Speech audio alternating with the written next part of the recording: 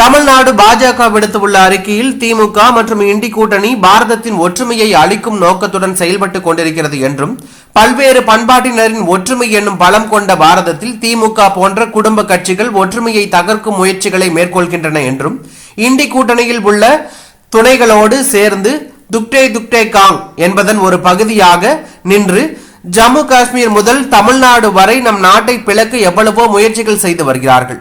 இந்தியாவின் பின்தொடர்ச்சியை பங்குபடுத்த வெளிநாட்டு சக்திகளை சந்தோஷப்படுத்தும் அளவுக்கு தயார் நிலையில் இருப்பது நாட்டுக்கு துரோகம் செய்பவர்களை நினைவூட்டுகிறது. இந்த சூழலில் தமிழ்நாட்டின் துணை முதலமைச்சர் உதயநிதி ஸ்டாலின் அவர்கள் சில நாட்களுக்கு முன்பு விழுப்புரத்தில் தெற்கு மாநிலங்களை தனி திராவிட நாடாக பிரிக்கும் சின்னம் கொண்ட ஒரு நினைவு பரிசை மகிழ்ச்சியுடன் ஏற்றுக்கொண்டார்.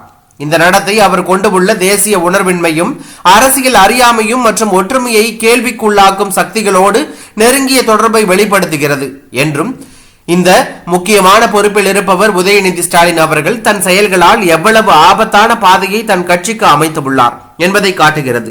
பிரிவினை வலியுறுத்தும் கொள்கைகளை அவர் ஊக்குவிப்பது நம் நாட்டின் அரசியல் அமைப்பின் மையத்திற்கே எதிரானதாகும். தனது பிரிவினை சிந்தனைகளை ஊக்குவிக்கும் செயலில் உதயநிதி ஸ்டாலின் உடனடியாக பொது மன்னிப்பு கேட்க வேண்டும். ஒற்றுமையான பாரதத்திற்கு நிற்கும் ஒவ்வொரு குடிமகனும் அவரின் நடத்தை குறித்து கடுமையாக கண்டிக்க வேண்டும் என்று அவர் தெரிவித்துள்ளது பரபரப்பை ஏற்படுத்தியுள்ளது.